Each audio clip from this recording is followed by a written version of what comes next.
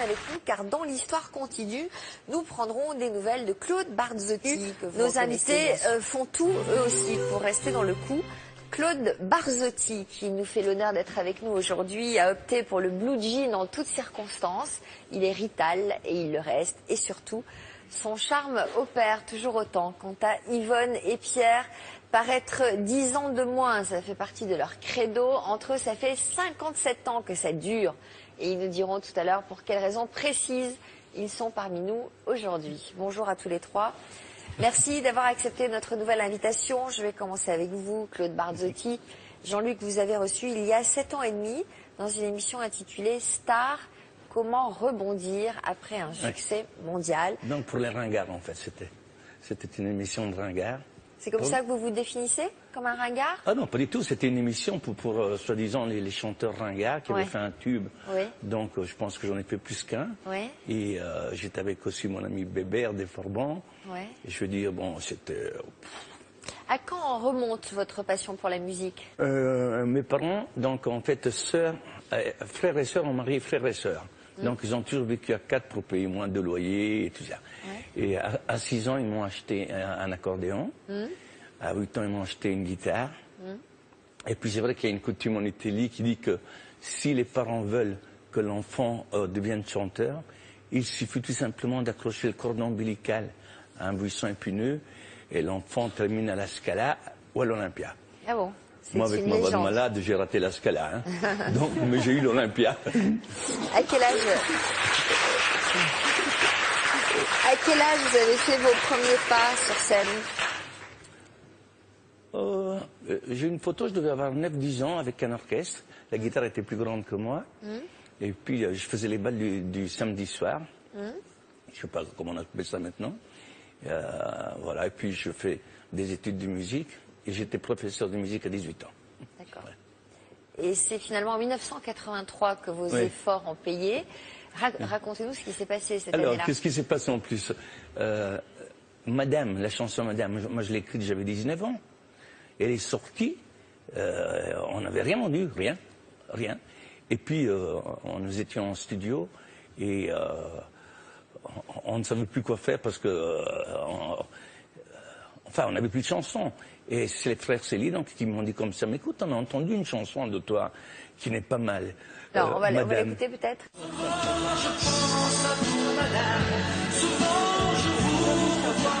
la connaissez? Allez-y, dansez, hein, si vous voulez, ne vous gênez pas. Hein. C'est vrai? Allez, moi, tu sais danser.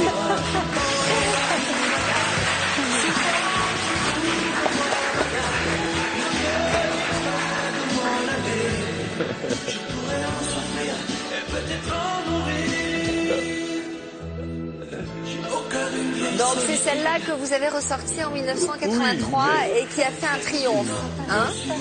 Voilà. Mais ce que j'aime bien, c'est parce que je vois que tout le monde a dragué sur mes chansons. Je suis le seul qui n'ai rien pu faire. Moi, je peux pas danser. C'est ça qui est formidable avec les chansons, c'est qu'à chaque fois, ça rythme les vies. Hein? Chacun a des souvenirs sur les chansons. Ces chansons passées dans les jukebox. Ouais.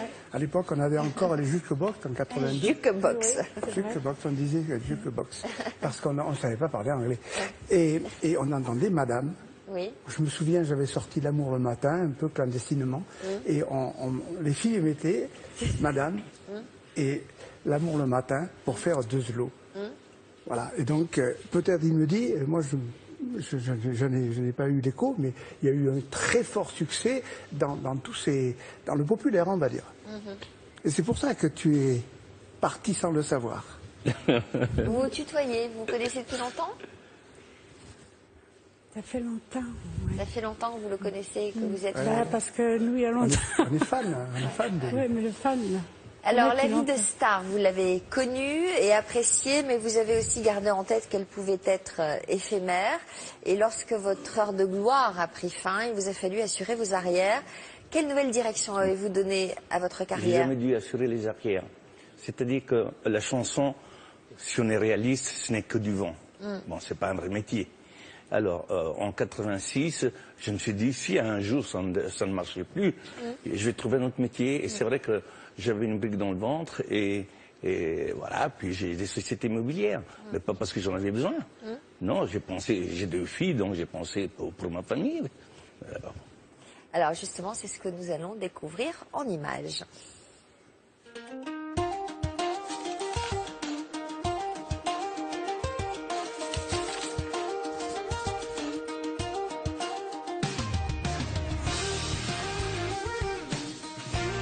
On vit très bien les succès. C'est lorsqu'on fait des beats qu'on vit plus mal. Voilà. Et des succès, Claude Barzotti en avait connu, avec des chansons comme Le Rital ou Madame. Le premier grand succès est arrivé, vous aviez quel âge? 30 ans. Ah ouais. Vous faisiez quoi comme métier avant d'être chanteur? Moi, le premier métier, j'étais professeur de musique à 17 ans. Puis j'étais maçon, peintre en bâtiment et j'étais mécanicien de vélo. Cette polyvalence lui avait justement permis de rebondir. Alors que son succès s'essoufflait, Claude Barzotti avait décidé de se lancer dans une autre activité. En fait, j'ai commencé l'immobilier en 1986, tout simplement parce que j'ai toujours pensé que la chanson, c'était un métier éphémère. On ne sait jamais où on va. En immobilier, on n'est jamais stressé, parce qu'on sait combien coûte une brique, on sait combien on peut la revendre. Dans la chanson, c'est plus stressant, mais on reçoit des applaudissements qu'on ne reçoit pas lorsqu'on fait une bonne affaire. Donc, vive la chanson. Et la chanson, Claude Barzotti comptait bien un jour y revenir. Mon métier, c'est la chanson, c'est Bon. d'écrire. Aujourd'hui, qu'est-ce que vous espérez de la chanson? Revendre des millions de disques, vous vous dites peut-être que ça peut arriver? Non, une chanson peut revenir? Non, c'est-à-dire que j'ai envie de revenir dans la chanson parce que j'ai encore des choses à dire. Mais c'est vrai que ça devient dur pour des gens de notre âge de passer, quoi.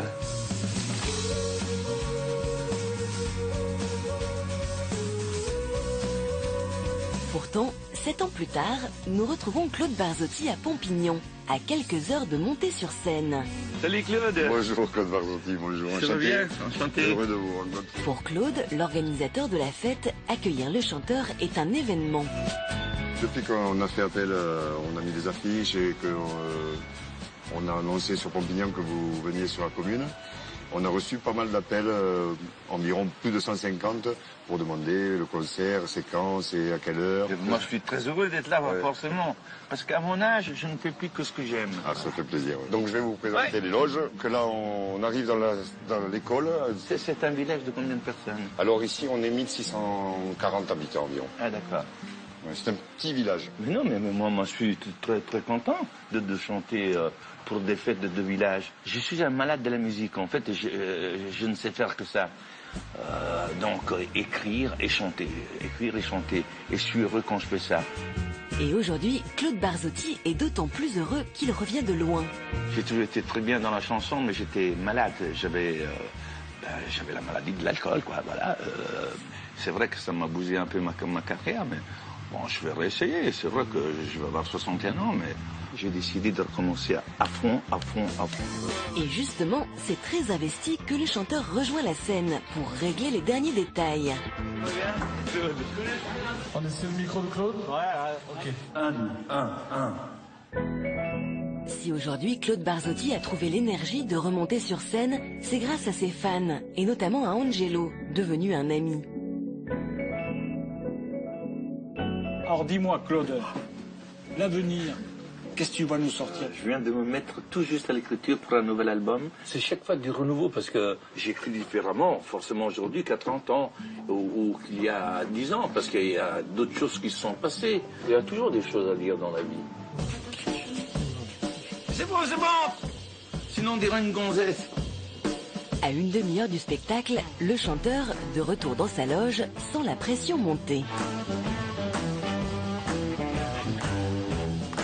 Je fais semblant de rien, mais je suis toujours très, très, très nerveux. Et d'ailleurs, je vais trembler la première, deuxième chanson et après ça passe. Donc, je monte sur scène en me disant que ce soir, je serai le meilleur.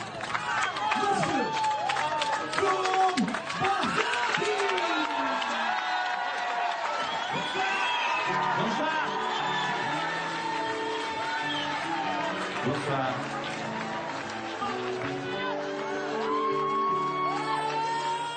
Je reviens d'un voyage, beaucoup de tentation et d'angoisse et de larmes et d'hallucinations. La première chanson, lorsque je monte sur scène, c'est « Je reviens d'un voyage ». C'est l'histoire que j'ai vécue, alcoolique pendant 20 ans. J'ai eu beaucoup de problèmes avec l'alcool. Et puis là, j'ai dit « Je reviens d'un voyage ». J'ai jeté mes bouteilles à la mer. Je ne veux plus jamais voir les rivages, les pièges empoisonnés de l'enfer.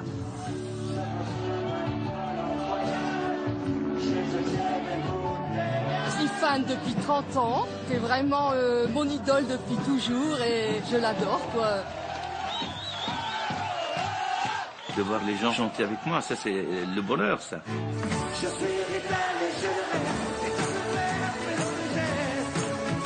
J'écoute Claude Barzotti depuis que je suis toute petite, mes parents l'écoutaient déjà. Ah, c'est trop bon. Je suis trop contente. Je serai dans les jeux de reste et dans le verbe et dans le geste. Vos saisons sont devenues miennes et ma musique est italienne.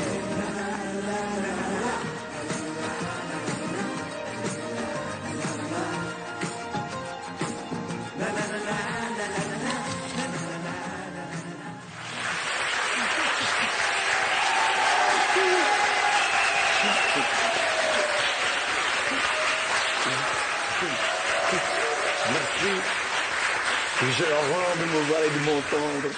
Vous avez horreur de vous voir et de vous entendre? J'ai horreur. Je ne me vois jamais et j'ai pas un seul disque de moi en fait. J'aime écrire, ça me fait plaisir, mais une fois que le disque est fini, non, j'ai pas un disque. Vous ne vous aimez pas du tout?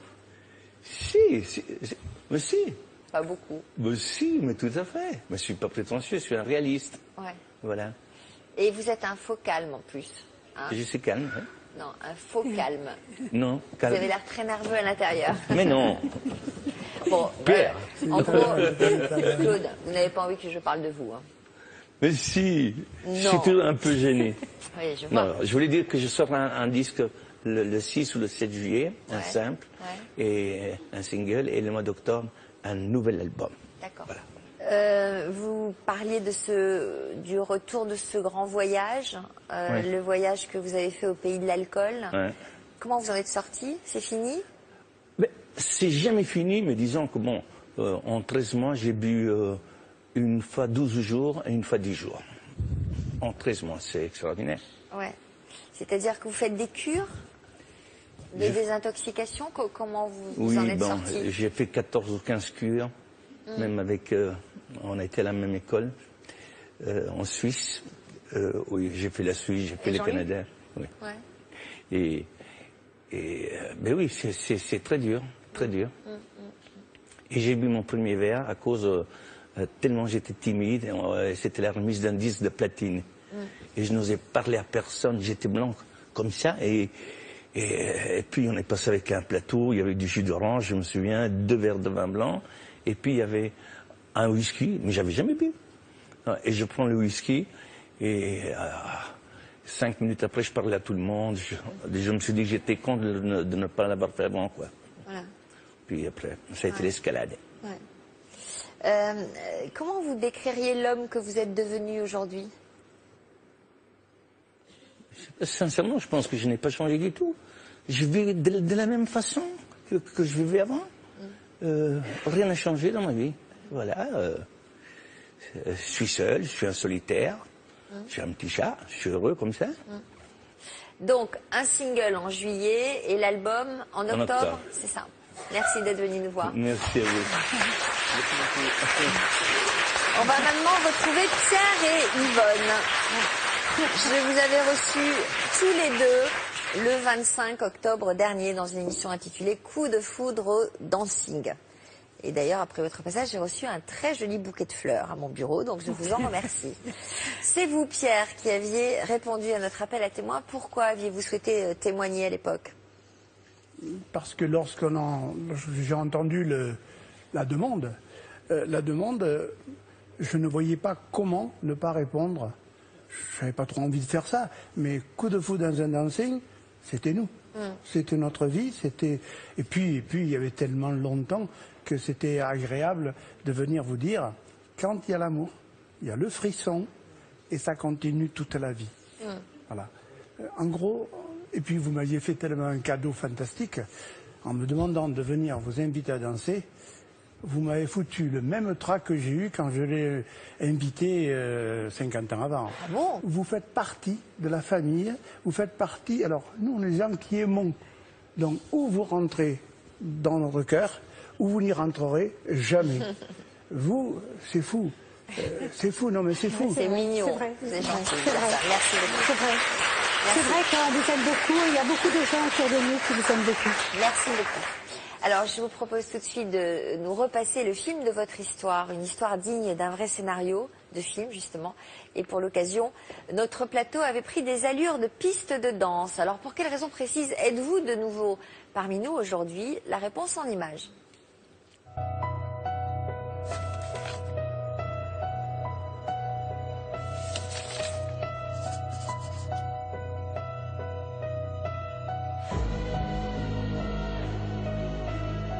J'appelle ça une douceur violente.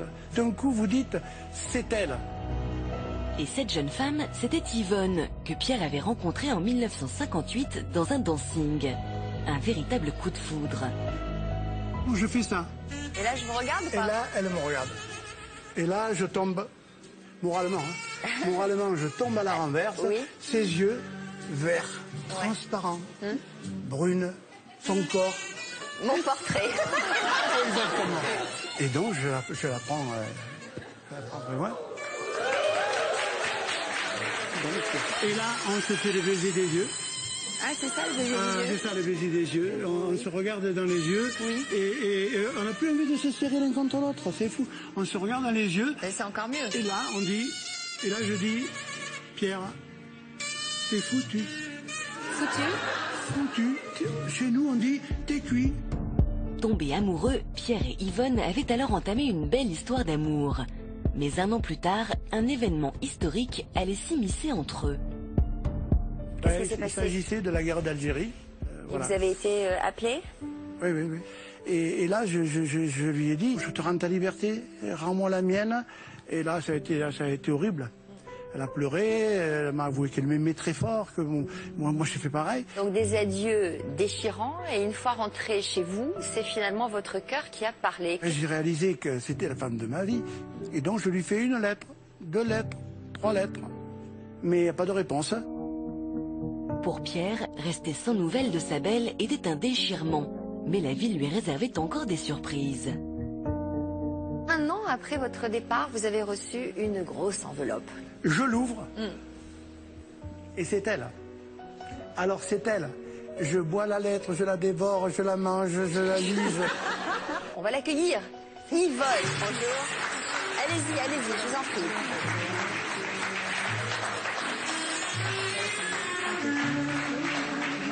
Quand il y avait le frisson de l'amour, le temps ne s'écoule plus.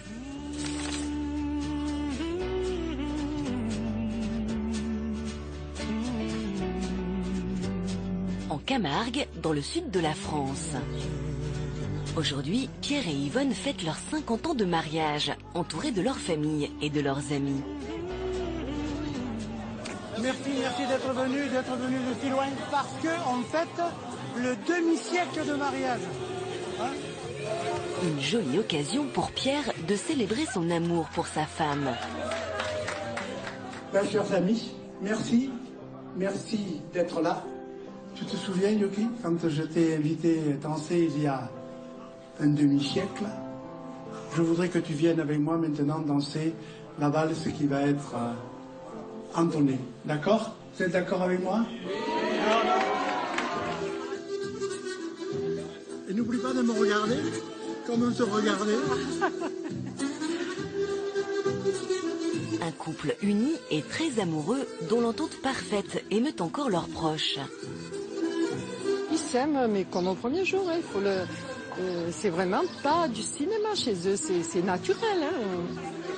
C'est un couple comme il n'en existe plus, surtout maintenant. Voilà. Toujours amoureux, toujours près de ses enfants, de ses petits-enfants, et moderne en même temps. Quand on les regarde, on a tout compris. Hein. On n'a pas besoin de beaucoup de mots pour exprimer l'amour qu'ils ont ensemble. vrai que c'est une histoire merveilleuse et si je pouvais vivre la même, je le ferais sans hésiter.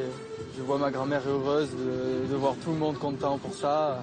Donc je suis vraiment très content d'être là. Allez, à ta santé, à notre amour et à tout ce qui va suivre. Ce qui me touche le plus, eh bien, c'est d'avoir Pierre en face, déjà. Et puis, c'est de voir toute ma famille qui est à côté de moi, tous les gens que j'aime, mes petits-enfants, tout ça, pour moi, c'est fabuleux. Parce que pour moi, je ne m'attendais pas à tout ça. Je m'attendais à ce qu'on fasse une journée simple. Et je vois que je suis inondée d'amour autour de moi. Et ça, c'est fabuleux. Mesdames et messieurs, la pièce montée. Et si Yvonne a du mal à contenir son émotion, Pierre, de son côté, n'a pas fini de la surprendre. Messieurs, dames, voilà. Donc ça va être un très grand moment. Je vais faire une grande surprise à Yuki et je voudrais que vous me souteniez de toutes vos forces. Je te fais mes nouveaux vœux. Je te demande si tu es d'accord pour vivre encore un demi-siècle avec moi. Donc, je te lie avec un anneau qui représente toi, le brillant, la star, la belle, et moi, l'anonyme, qui est tout simple.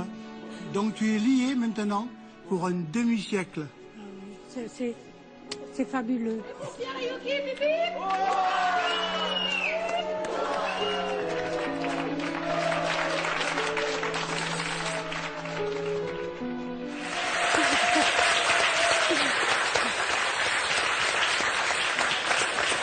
Émue, Yvonne, hein, émue en revoyant ces images toujours. Ouais, c'est toujours. On a l'impression que vous savez plus où vous habitez là. Là, ben, si, je sais quand même où j'habite, mais je veux dire que bon, c'est fabuleux quoi, tous les deux. C'est quelque chose de formidable.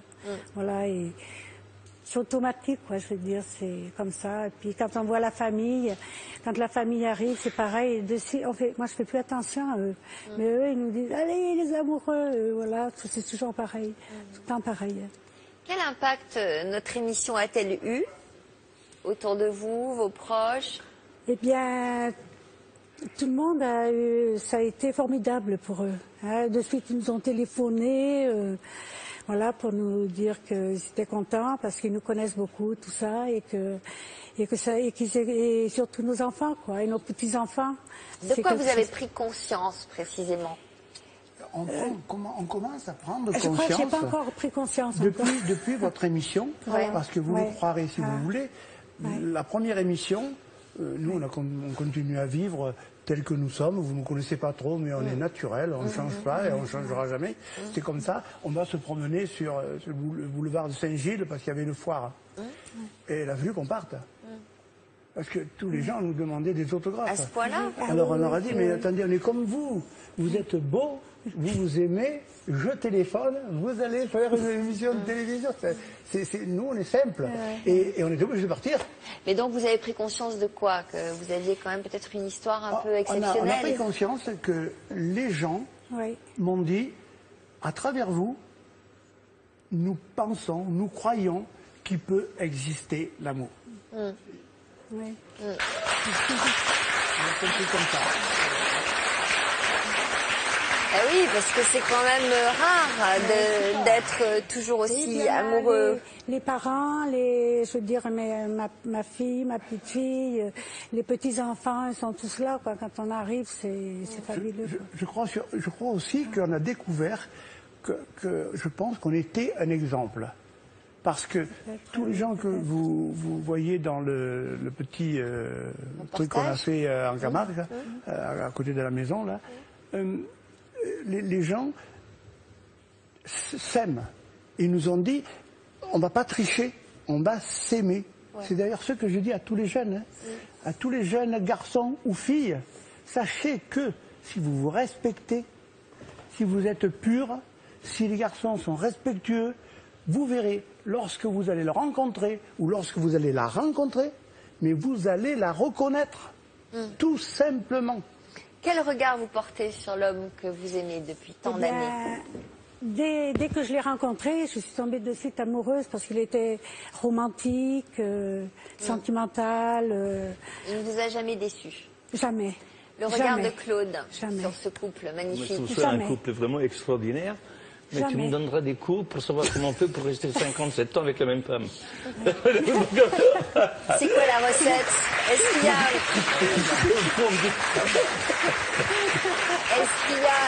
Est-ce qu'il y a une recette? Vous vous dites quoi? Vous avez eu la chance de vous trouver et qu'on a une chance sur des millions de tomber sur la bonne personne? Je pense que c'est un peu comme peut-être comme le loto ou le je sais pas quoi, ceux qui jouent à ces choses-là. Est-ce que Claude, vous dites quoi, vous, que vous n'avez pas eu la chance de rencontrer votre moitié comme Non, ça? sincèrement. Parfaite, hein? Voilà. Ouais, bon. Ça peut arriver, hein?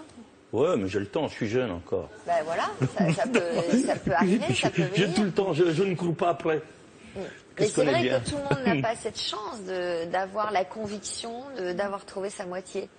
Si vous voulez, le fait de trouver sa moitié, Oui. peut-être qu'il y a des gens qui la trouvent. Oui. Mais qui ne savent pas la garder. Devant la modernité, devant cette absence de manque. On appuie sur un bouton, on a tout, on veut tout de suite, on ne réfléchit plus. Résultat de l'opération, un garçon aujourd'hui... Mais quoi, vous avez ramé pour l'avoir?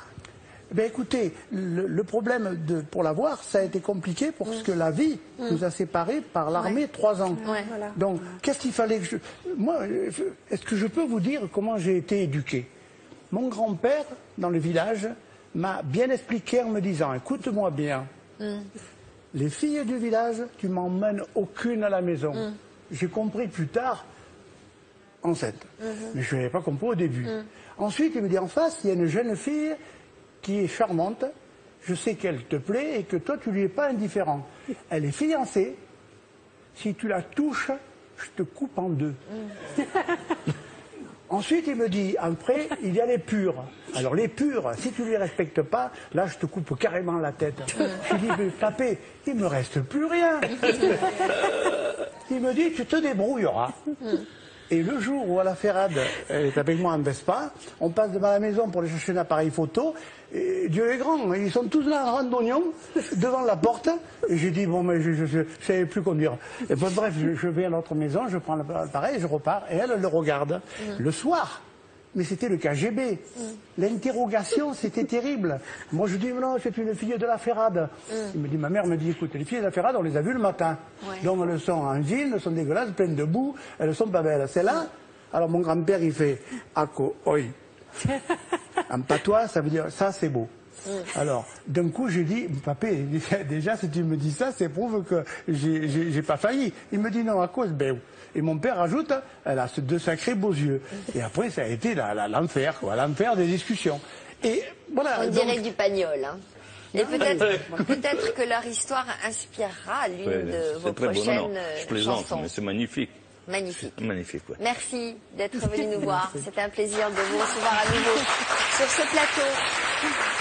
Vous allez signer le grand livre de l'histoire continue. Claude, c'est vous qui signez. Merci à tous et à toutes pour votre confiance, pour vos témoignages. À bientôt, justement, pour d'autres témoignages. Tout de suite, le sommaire de notre prochaine émission. Bon après-midi sur France 2. Merci.